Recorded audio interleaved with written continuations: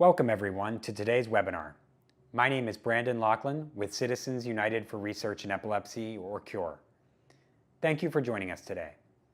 Today's webinar, which is being sponsored by our friends at Synovium, will focus on sudden unexpected death in epilepsy, or SUDEP, and will be presented by Dr. Elizabeth Donner. CURE's mission is to find a cure for epilepsy by promoting and funding patient-focused research. We have been instrumental in advancing the science in many areas of epilepsy research, including post-traumatic epilepsy, infantile spasms, devices and technology, and epilepsy genetics. Today's focus is on SUDEP, a field that is deeply personal to many of the members of the CURE community and that has remained a funding priority of CURE's since we funded our first grant in the space back in 2004. I'd like to introduce our expert for today's webinar. Dr. Elizabeth Donner is the director of the Comprehensive Epilepsy Program at the Hospital for Sick Children in Toronto and is an associate professor in the Faculty of Medicine at the University of Toronto.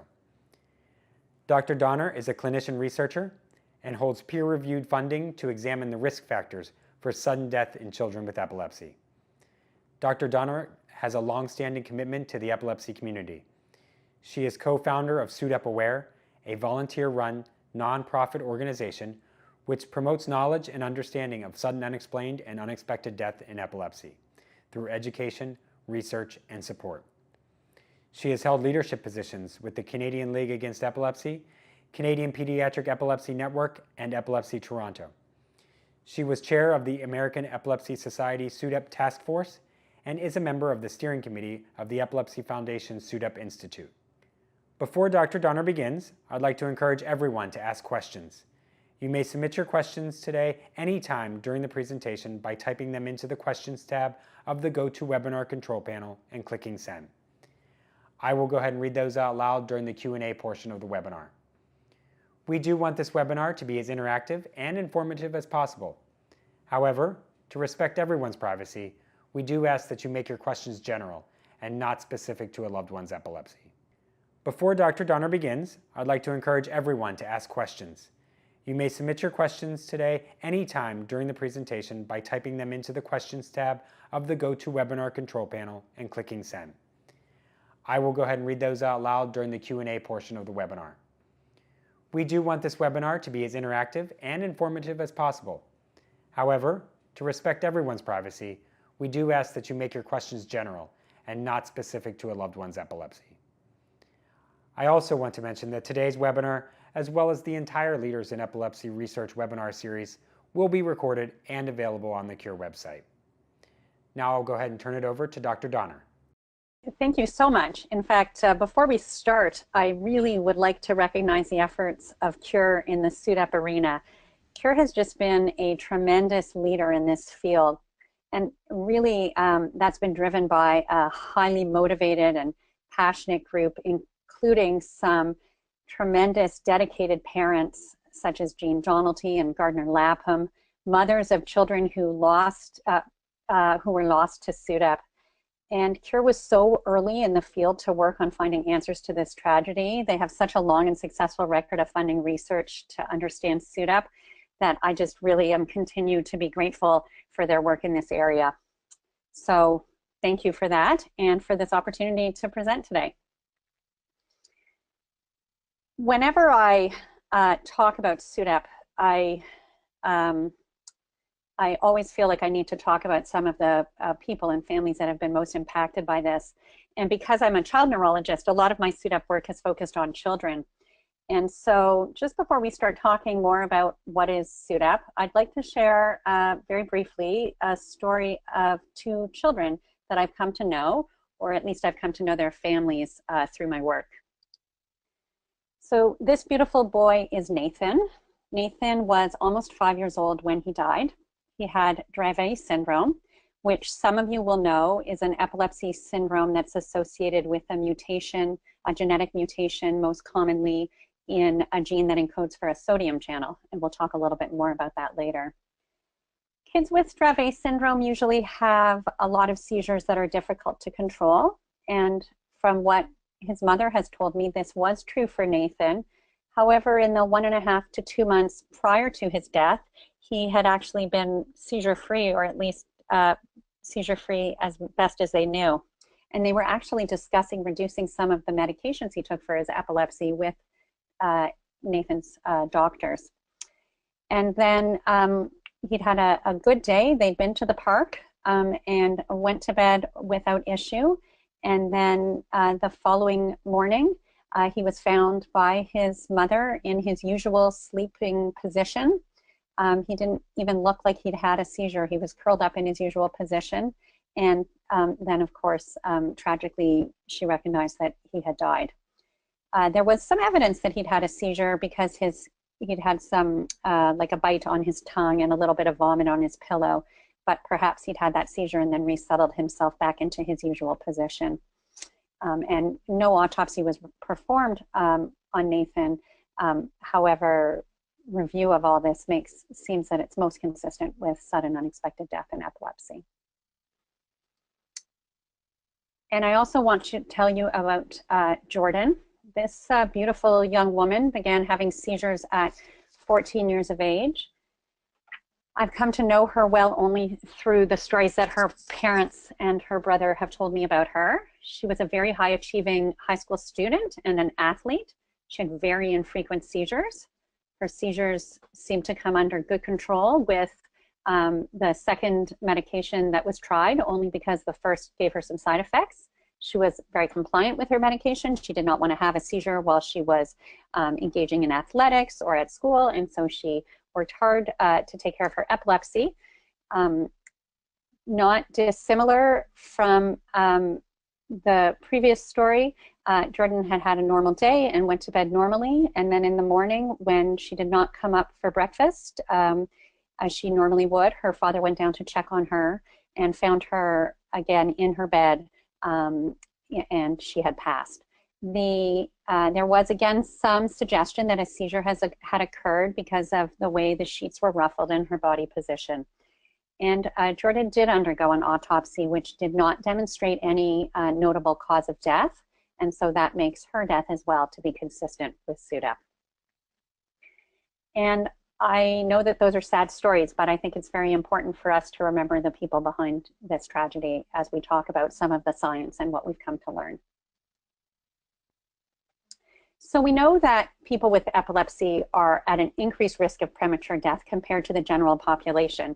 A standardized mortality ratio compares the death rate in a specific population to the general population. So the standardized mortality ratio for epilepsy is 2.3, which means that people with epilepsy are 2 times, a little bit more than 2 times more likely to die than people who don't have epilepsy.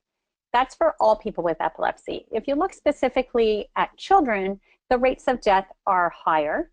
And really what that reflects is the higher death rates among children who have significant neurological impairments, because a lot of children who have epilepsy have a lot of things associated with their epilepsy, be that motor or cognitive impairments. And this high relative mortality rate also reflects, thankfully, the very low overall mortality rate we see in children in general. A very nice study was conducted by Matti Salampa and Shlomo Shinar, where they looked at 245 people. Found them as children. They were diagnosed with epilepsy in 1964 when they were children, and they followed that group of children forward for 40 years as they became adults and further on. And what they found in that long study was confirmed that the mortality rate was about 3 times that of the general population. So about 24% of the cohort that they followed had died within the 40-year follow-up.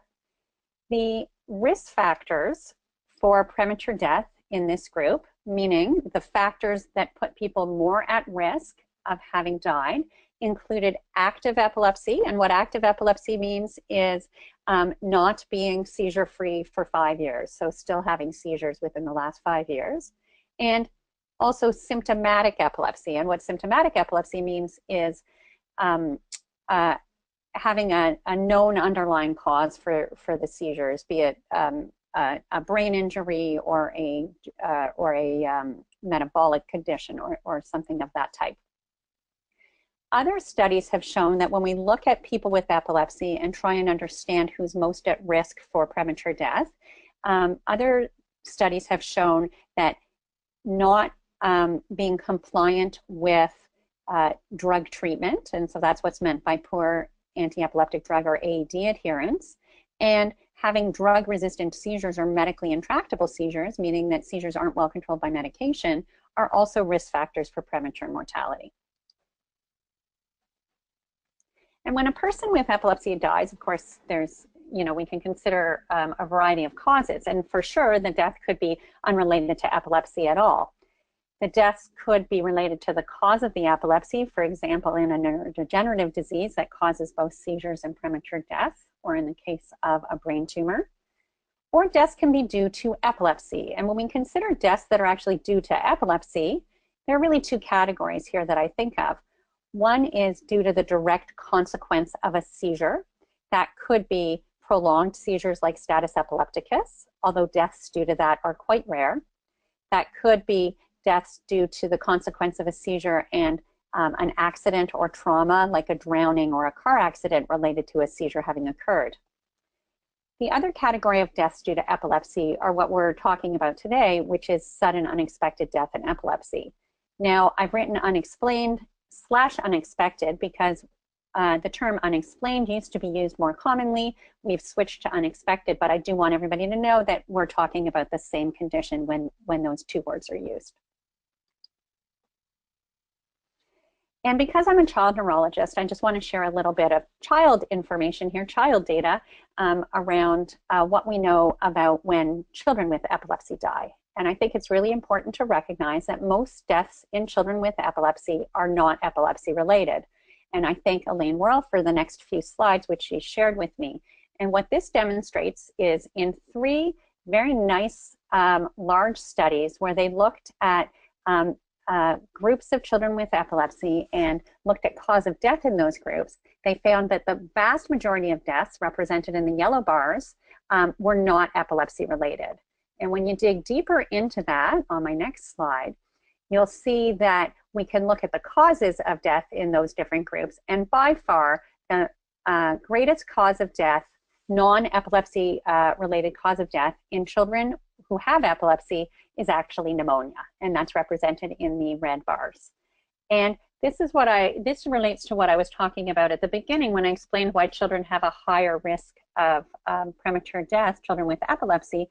It's because of this higher risk of death related to pneumonia, and it's really related to children who have significant neurodisability that affects their lung function and their breathing function and their breathing health. When we look at epilepsy-related deaths, again, this is in children, and this is data that comes from 4 separate studies. You can see that even though most deaths in children are not epilepsy-related, when you look at the epilepsy-related deaths, SUDEP in all 4 of these studies is absolutely the greatest, most frequent cause of death. So SUDEP accounts for most epilepsy-related deaths in children. Other causes include things like status, aspiration, which is choking, and things like drowning. But SUDEP in the red bars is accounting for most epilepsy-related deaths in children. And this is true for adults as well. So what is SUDEP? Well, I already told you it stands for sudden unexpected death in epilepsy, and that really explains what it is. So SUDEP is the death of a person who had epilepsy. The death needs to have been unexpected, so they weren't dying of an underlying disease. The death should have occurred suddenly. It does not matter if the death was witnessed or unwitnessed, and it does not matter if there was a seizure preceding death. And we'll talk a little bit more about that, but there's not always a seizure preceding the death in SUDEP. And then really the important consideration for SUDEP is that there isn't another cause of death found. So it's the sudden unexpected death of a person when no other cause of death can be found. And to do that, really, we do need an autopsy or a postmortem examination. That's the same thing. But sometimes we don't actually have autopsy information on patients. Like, for example, in Nathan's case, no autopsy was done. So for the purpose of the research that I do and many of my colleagues do, we have categories of SUDEP that help us to categorize cases of sudden unexpected death in people with epilepsy, even when autopsy isn't performed.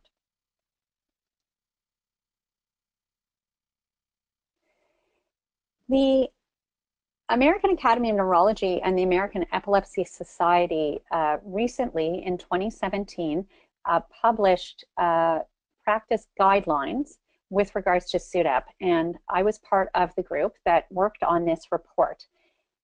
And I'm going to talk a little bit about that because I think this has been a very powerful document for both people living with epilepsy, their families, and also healthcare practitioners treating people with epilepsy, because it's really given some kind of concrete facts that the community, the epilepsy community, can use when talking about SUDEP. So the AAN, which stands for American Academy of Neurology, and AES, American Epilepsy Society. So the AAN and AES guideline asked two questions.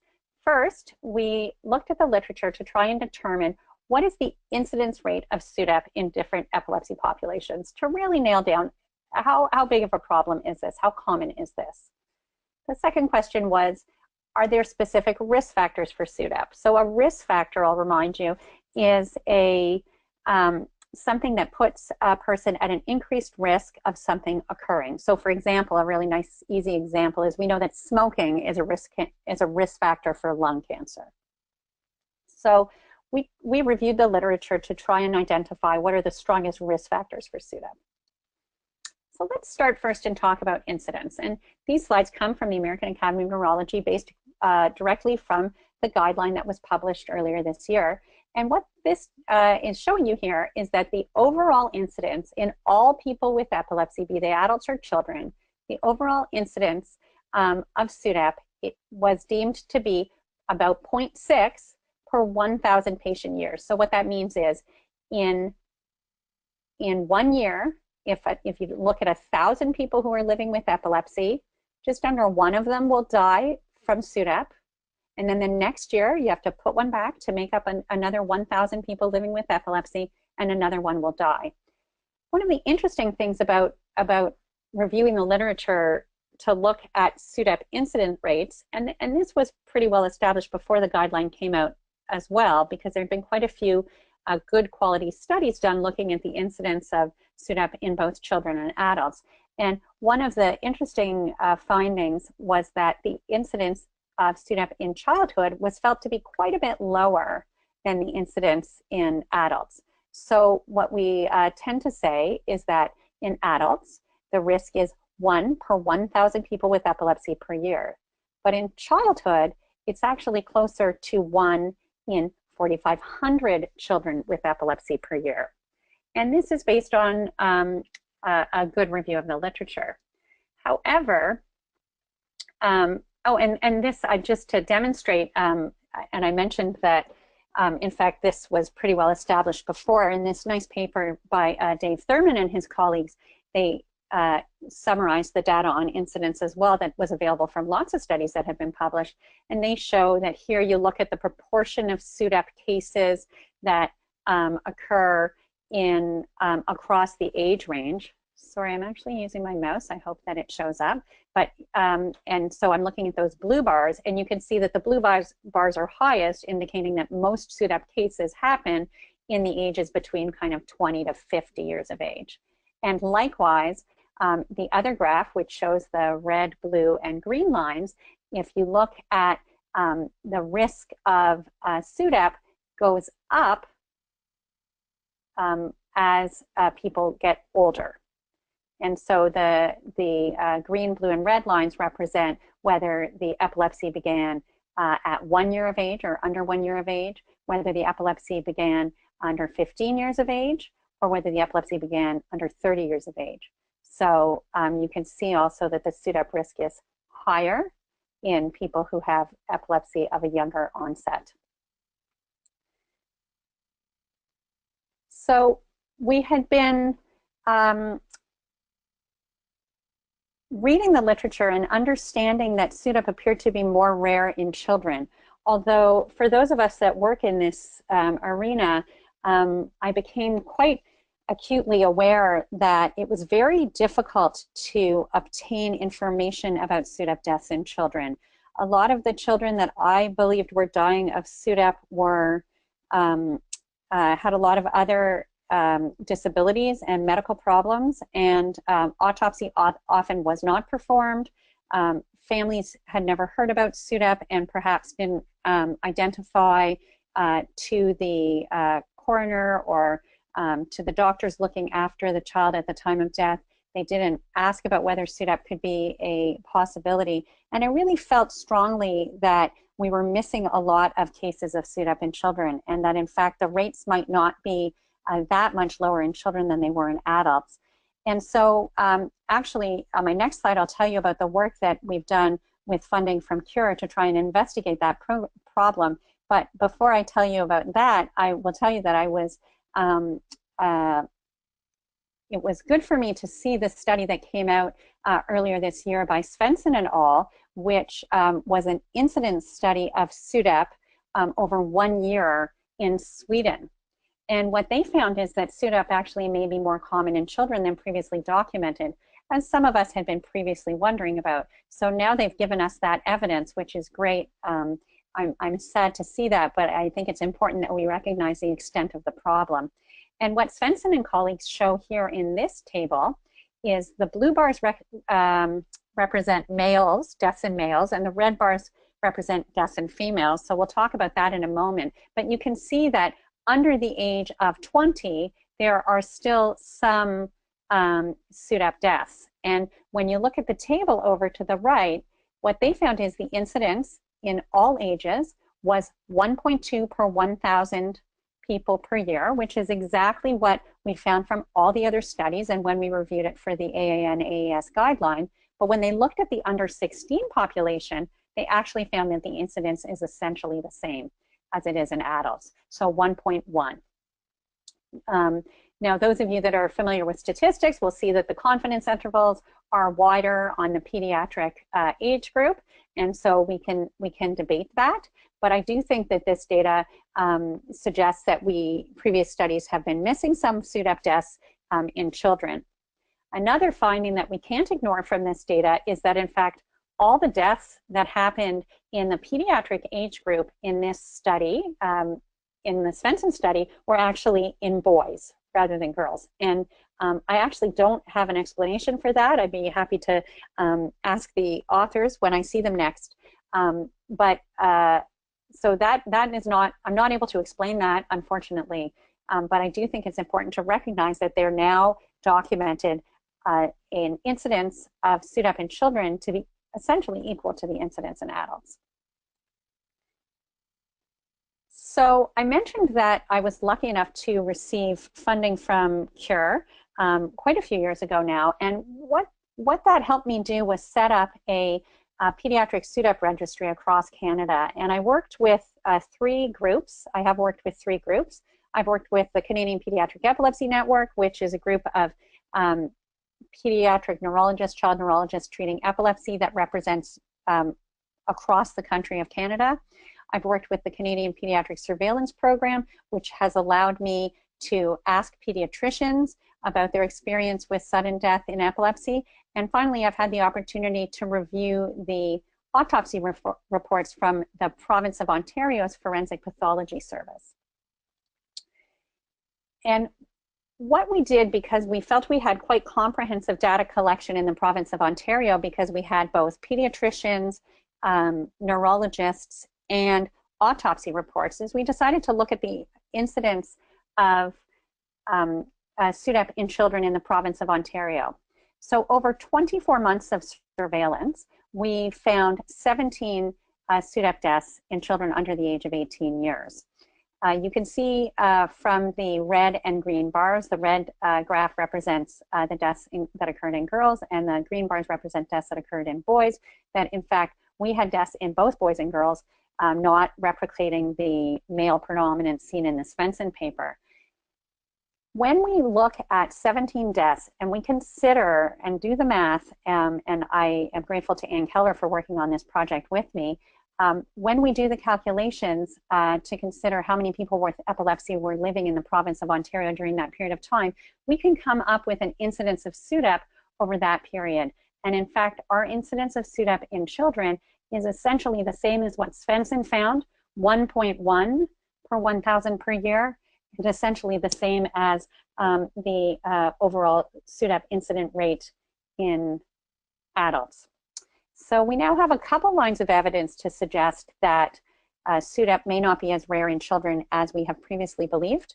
And this data, I haven't put a reference on it yet. It says yet unpublished, but is under consideration at this time for publication.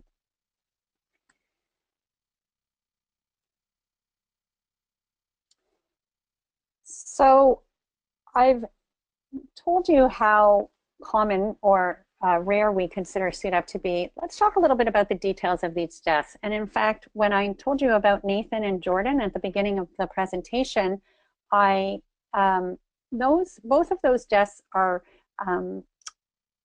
quite characteristic of what we hear about the circumstances of death in SUDEP. The vast majority of deaths occur in bed, and people are usually found in the prone or face down position.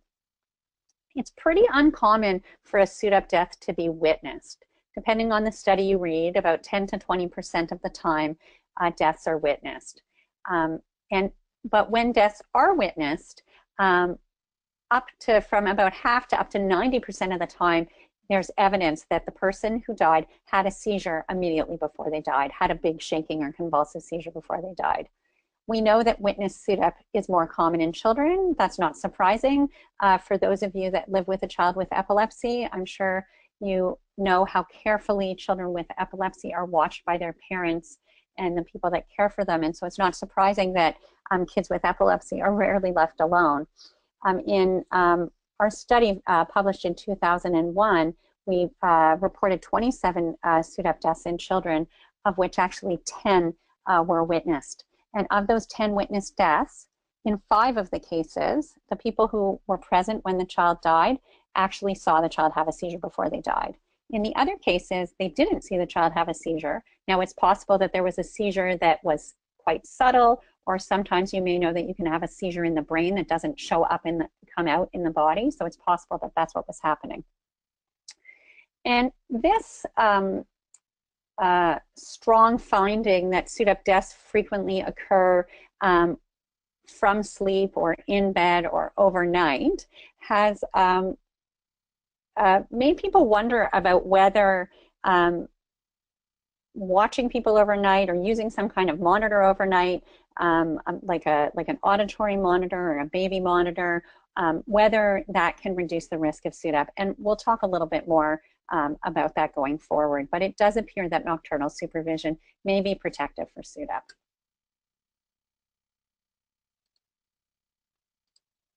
Sorry, just hoping to advance the slide. Oh, advanced it too much. Okay, sorry.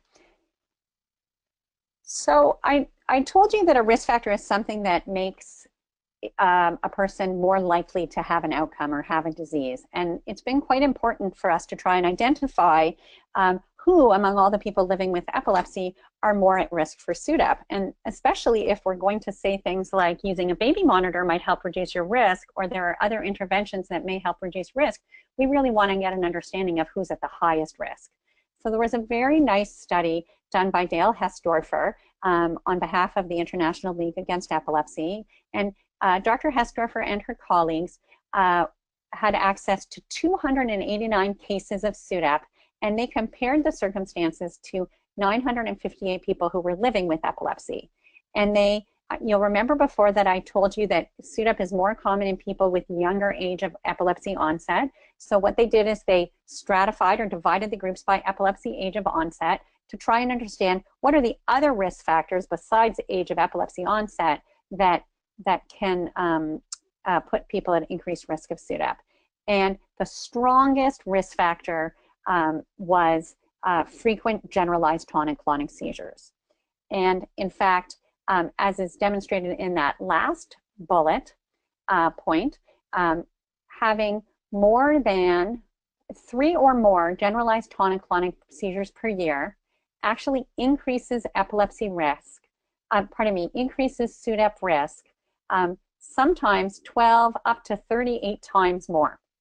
So I'm going to speak about this a little bit further, but I think it's important when we have a look at this study, and you'll see that I've written here polytherapy, but then I've struck a red line through it. I just want to point out that in this study, it actually appeared that people who were taking multiple medications at once for their epilepsy, prescribed by their healthcare team, and we call that polytherapy when you are using more than one anticonvulsant at a time. People who are using polytherapy appear to be at increased risk of seizures. However, increased risk of SUDEP.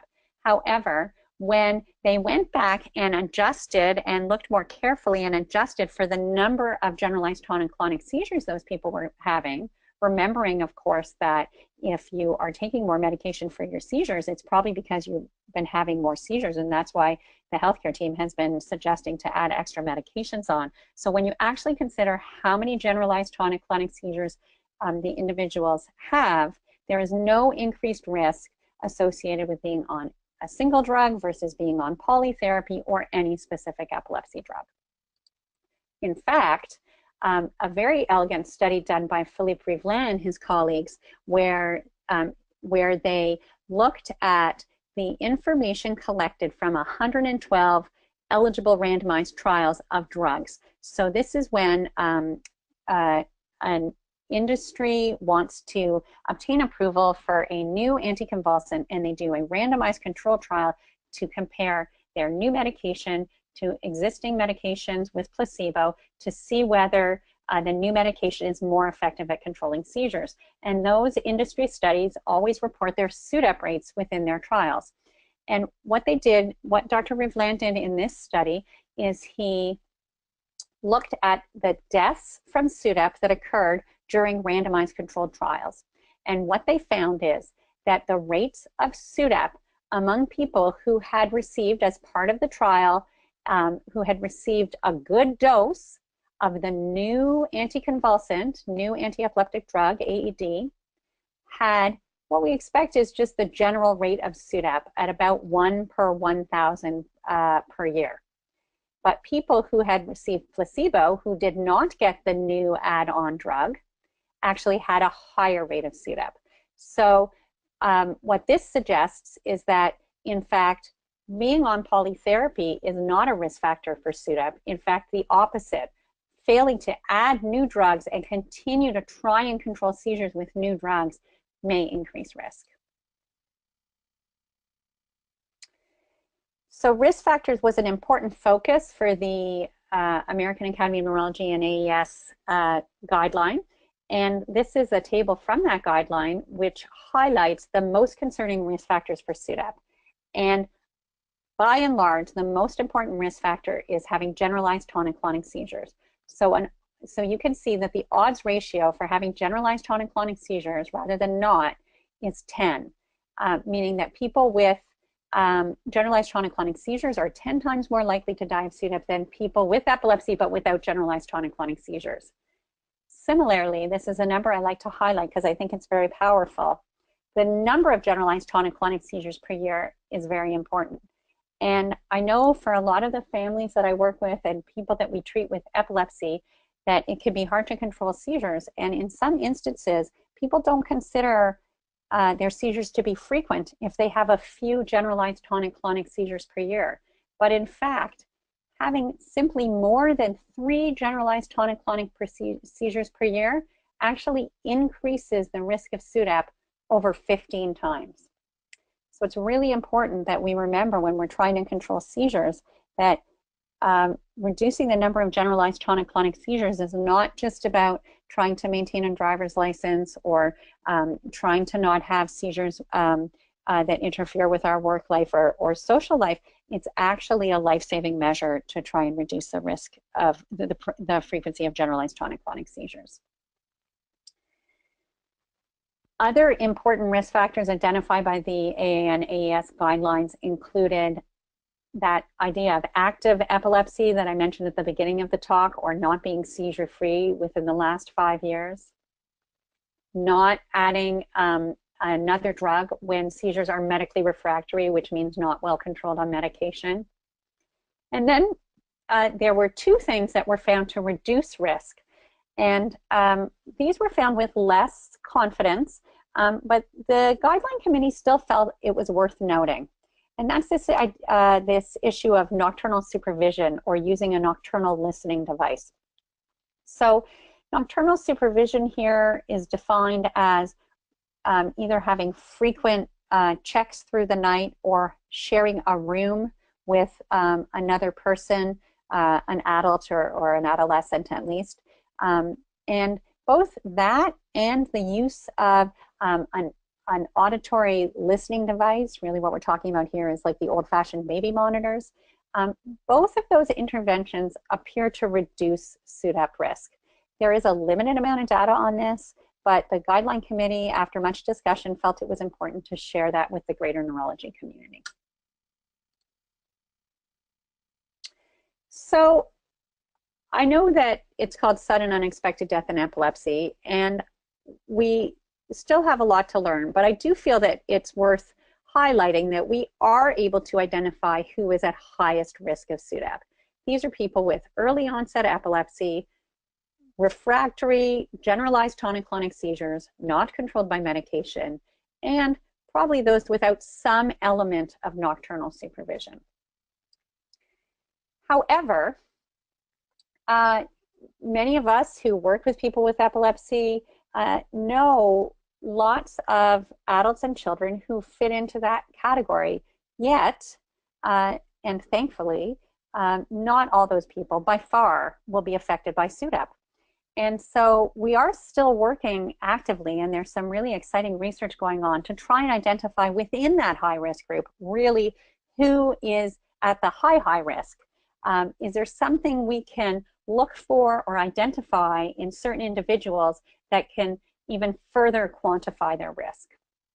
And the idea of a biomarker is something that we can measure in a person that then helps us to predict something that or tell us something about their disease. And so there's been a lot of work looking for biomarkers for sudden unexpected death in epilepsy. And I'm just going to very, very briefly highlight a couple of areas of research because I thought they'd be of interest to the group. So there's been some great work looking at whether there are genetic markers that may increase SUDEP risk. Some of this work was started by Jeff Nobles and Alicia Goldman, and in fact, Dr. Nobles was an earlier speaker on one of these CURE webinars. What this group demonstrated was that there was a potassium channel mutation, which means a gene mutation that encodes for a channel within nerve cells that lets potassium ions go in and out of the nerve cells. And they found a mutation that in rodents, if that gene is mutated and that potassium channel is not working properly, that those rodents can have both seizures and also cardiac arrhythmias that can result in sudden death. And that's a very attractive hypothesis because we know that there are quite a few epilepsy conditions that are caused by mutations in channels that allow ions like potassium and sodium and calcium to move in and out of the cells. And we also know that those type of mutations can cause problems with the heart. So it's quite an attractive hypothesis that there might be a single mutation that can cause both cardiac arrhythmia and epilepsy, and thereby confer a risk of sudden death. And so Dr. Noble's group very elegantly demonstrated that in their animal models. And since that time, there's been really a very impressive increase in work in this area, which I don't have time to summarize for you now, but I will just point out that it's very much entered the clinical sphere as we have begun to demonstrate an increased risk of SUDEP in association with some of these genetic epilepsy syndromes, such as Dravet syndrome associated with sodium channel mutation in the SCN1A gene. the early infantile epileptic encephalopathies, also associated with 2 sodium channel mutations listed there, and also in the DEP-DC5 familial focal epilepsy. So looking for genetic biomarkers for SUDEP is a very active area of inquiry at this time. Another area that people have been trying to explore is looking at the EEG and trying to see whether the EEG of a person living with epilepsy may demonstrate or give us information about their risk of SUDEP. And this study by Philippe Rivelin and many colleagues looked at SUDEP deaths that had occurred in epilepsy monitoring units. So this is when people with epilepsy are admitted to hospital for prolonged video EEG monitoring. And they identified 16 SUDEPs or near SUDEPs, meaning where a person died but was resuscitated by CPR. So they identified 16 cases of SUDEP or near SUDEP that had occurred in these epilepsy monitoring units or EMUs. In all of the SUDEP cases, 11 of 11, and 5 of the 6 near SUDEPs occurred after a generalized tonic-clonic seizure. And they all had a very similar pattern of events, where first there was the seizure, followed by tachypnea, which is fast breathing, followed by a slowing of the heart rate or bradycardia, and then apnea, which is stopping breathing, and then eventually a cardiac arrest. In all cases, the EEG following the seizure demonstrated a very dramatic flattening of the brain waves, and this is called postictal generalized EEG suppression. So in all cases of SUDEP, a seizure occurred, and then the EEG demonstrated this flattening of the brain waves, and then the SUDEP occurred. Now, this is likely not representative of all cases of SUDEP, because this is a pretty specific situation. These are cases in which people were admitted to the hospital. Many times drugs, their regular anticonvulsant medications are reduced to encourage them to have seizures. And there are a specific group of patients who were admitted for the most part to see if they could have surgery for their epilepsy. So this does not represent all SUDEP, but it does tell us that in this group of patients, that EEG flattening seems to be associated with SUDEP. So what we and others have done, and again, I told you before, I'm a child neurologist, so I tend to study these things in children, but what we and others have done is just had a look at how common is this EEG flattening in children with epilepsy in general. And in fact, it seems to be pretty common, even though we know all those kids will not by any means go on to suffer from SUDEP. So Brian Mosley and his group showed that 32% of the children admitted to his hospital to have a video EEG actually had that EEG flattening, which is called PGES, or postictal generalized EEG suppression. When we looked in our group, and Dr. Okunari's paper, Dr. Okunari is the first author on this work, we looked at 400 video EEGs that were done at our institution, sick kids, and of all the kids that had generalized convulsive seizures akin to generalized tonic-clonic seizures, actually almost 50% of them had that PGES following the seizure. We did try to look for predictors of PGES so that we could say, well, what kind of seizure is it that produces PGES? And we found that, as expected, PGES always followed a generalized tonic-clonic seizure, that when PGS occurred, it followed a seizure that had symmetric tonic extensor posturing, which means that all the limbs, the arms and legs, were stretched out during the beginning part of the seizure. And also those seizures had a shorter shaking phase or a shorter clonic phase. And frequently there was a certain EEG pattern called burst suppression. So what this work is telling us is, first we were wondering, so is PGS associated with SUDEP? Well, it seems that PGS is associated with SUDEP, but at the same time, PGS is also very common. So here's an example of something that could potentially be a biomarker, but needs really more honing down for us to really better understand, again, which patients who have PGS will actually be affected by SUDEP.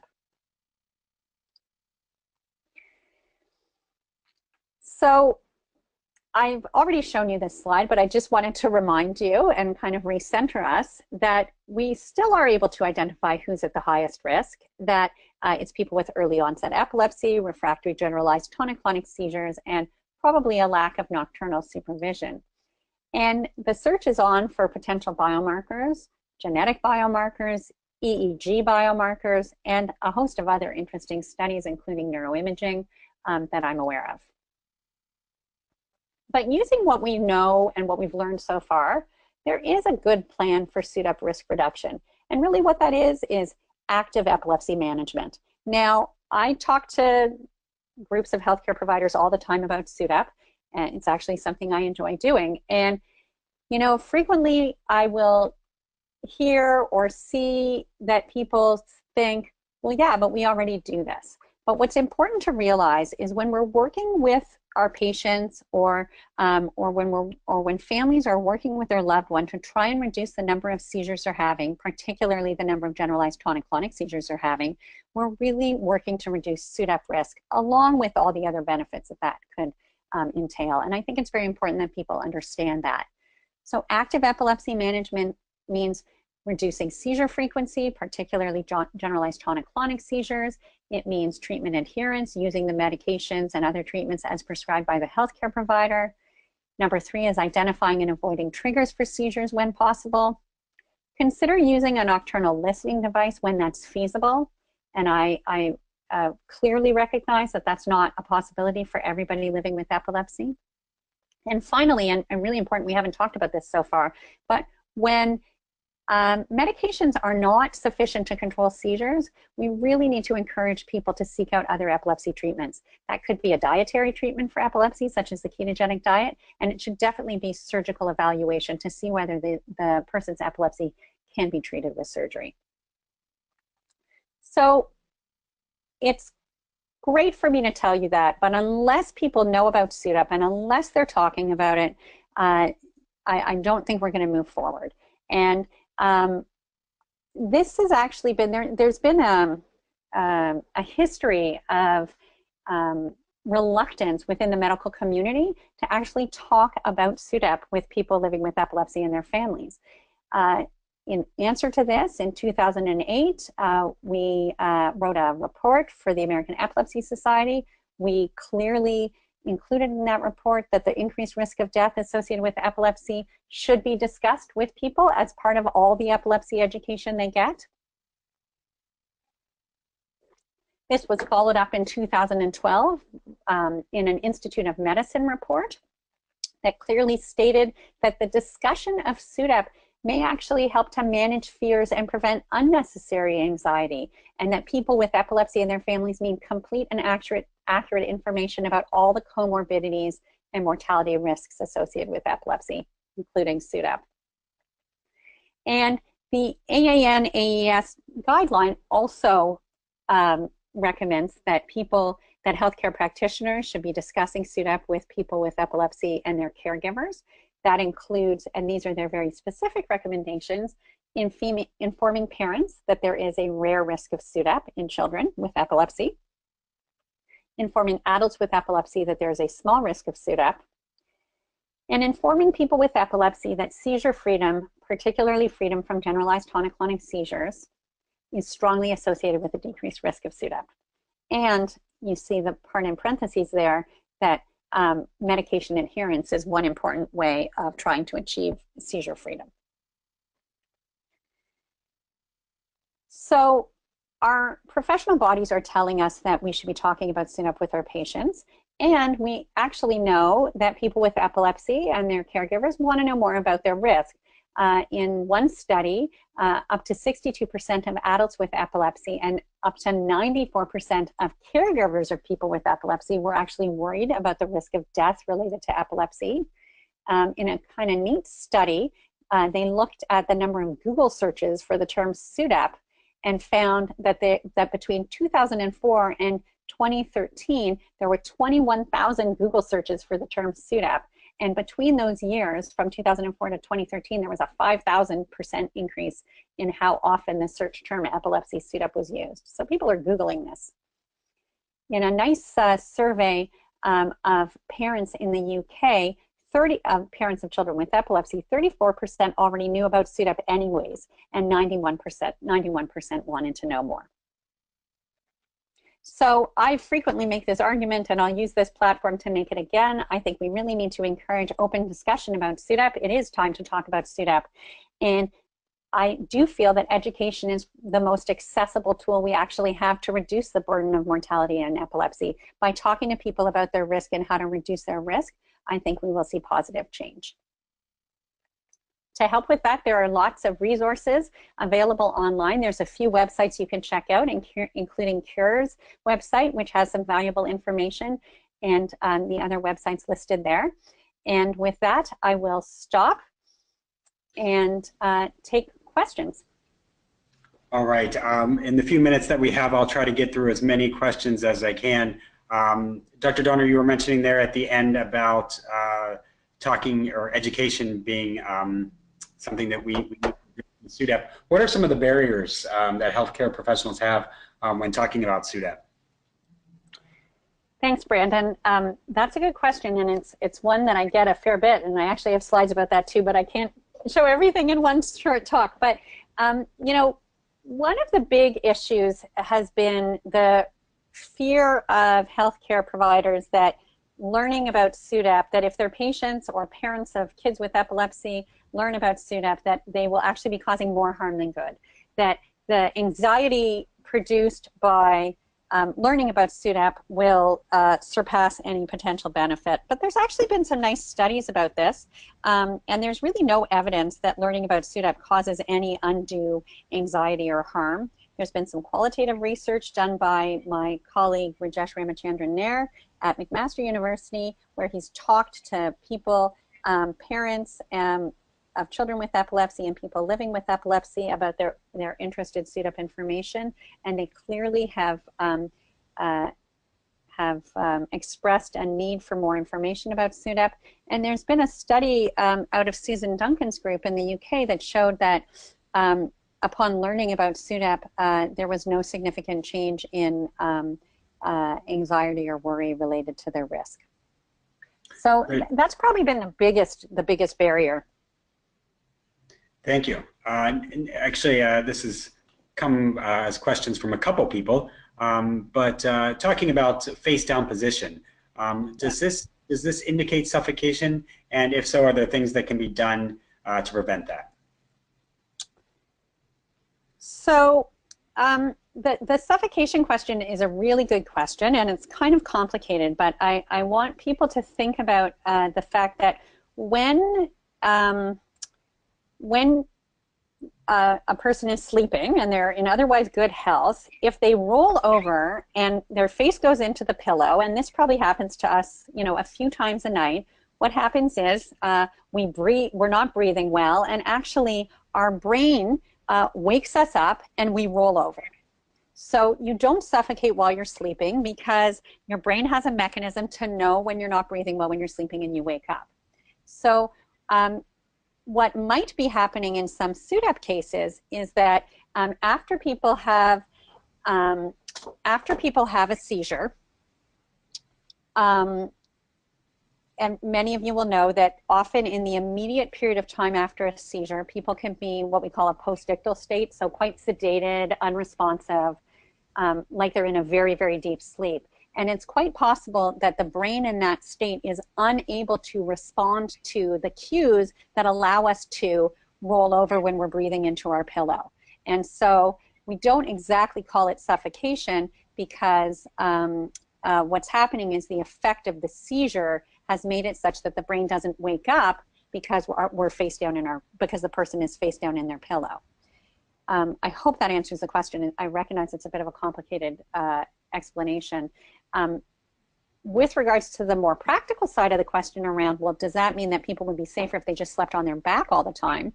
You know, there is some newer research coming out that shows that actually some SUDEP deaths, people are found on their side or in their back position as well. So even if that was the case, it wouldn't completely fix the problem. But there's two important considerations.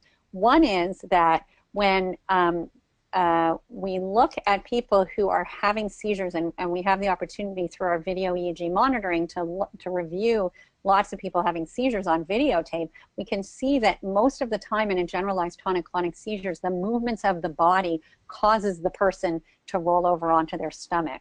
So even if you could kind of convince the body to always stay sleeping on the back, it's quite possible that during a seizure a person flips over onto their stomach. The other is we move around while we're sleeping, and it's very difficult to there's some kind of tricks like different things you can wear and stuff that make it uncomfortable to sleep on your stomach, but even if we were to do that, it's quite likely that the body flips over during a seizure. So unfortunately, I don't think that's been very well developed as a prevention technique.